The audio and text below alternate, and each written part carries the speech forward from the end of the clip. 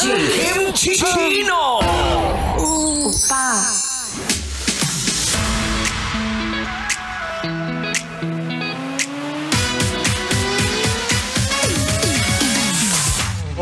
Sa mundo na kung saan hindi patas ang mga bagay-bagay, ikaw mahal na hindi gustuhin, hindi kagwapuhan, hindi kagandahan, ay talaga nga namang kailangang magdoble kayod. Uy!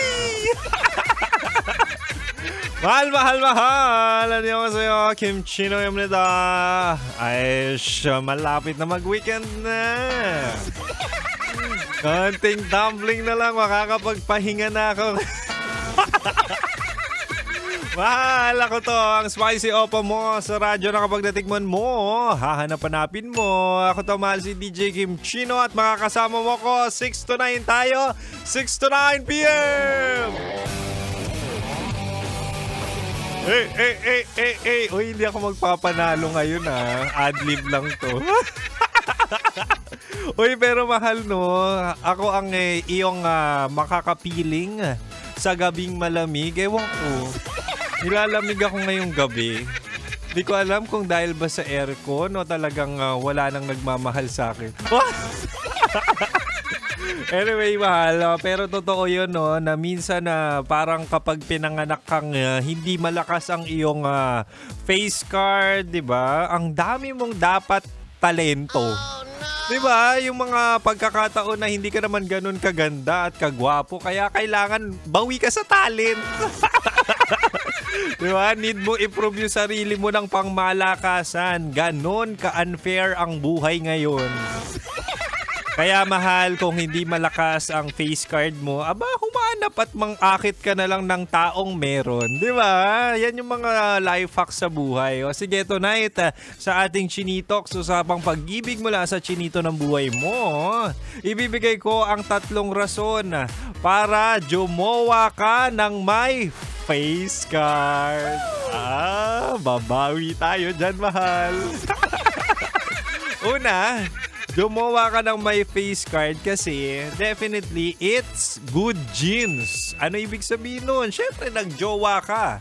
At yung jowa na yun, gusto mong mapangasawa at makasama sa buhay.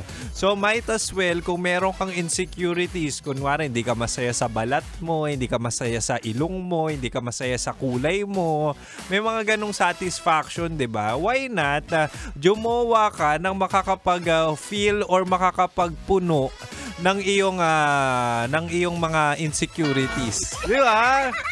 Para kapag jumowa ka na, kunwari, hindi ka ganong katangkaran, jumowa ka na matangkad, para at least yung mapapasa o masasali na lahi ay talaga nga namang may chance na ang anak mo ay maging 6-footer. Oh, di ba? Kaya mahal, malaking bagay din ang pagkuha ng taong merong good genes. Oo. Particularly yung face card, di ba? Siyempre gusto mo ring kaaya-aya ang magiging mukha ng mga anak nyo, di ba? So kung ngayon, mahal, tumitingin ka sa salamin, minsan talaga malungkot ka, minsan talaga pangit na pangit ka sa itsura mo. May ganyang times din ako eh. So might as well, jumowa ka ng plakado araw-araw. So, 'di ba? Magandang motivation na jumowa na may itsura o may face card. Bale, ang magiging problema mo na lang 'yan. Ang tanong diyan, paano?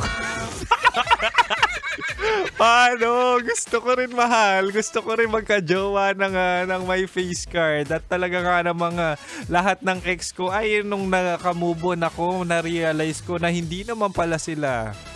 Hindi naman rin pala sila ganun kagustuhin. Nagkataon lang, mahal, na ako'y marupok at nauto sa mga matatamis na salita. Kaya ang ending, na in love ako sa hindi naman ganun may itsura. Hindi ko masabing pangit, pero sige na nga, mga ex ko pangit. Anyway, mahal. Uy, tama na, boy, pindot mamaya marinig ng ex kong nagdadrive ngayon. Anyway, mahal, makakasama ko hanggang 9 p.m. pa si Kim Chino sa kanyang programang Chinitox. At syempre, for now, rak-rakam music muna tayo. Kaya naman, mahal, manatiling nakatutok dito lang sa 90.7 Love Radio. Kailangan pa bang i-memorize yan? Basic!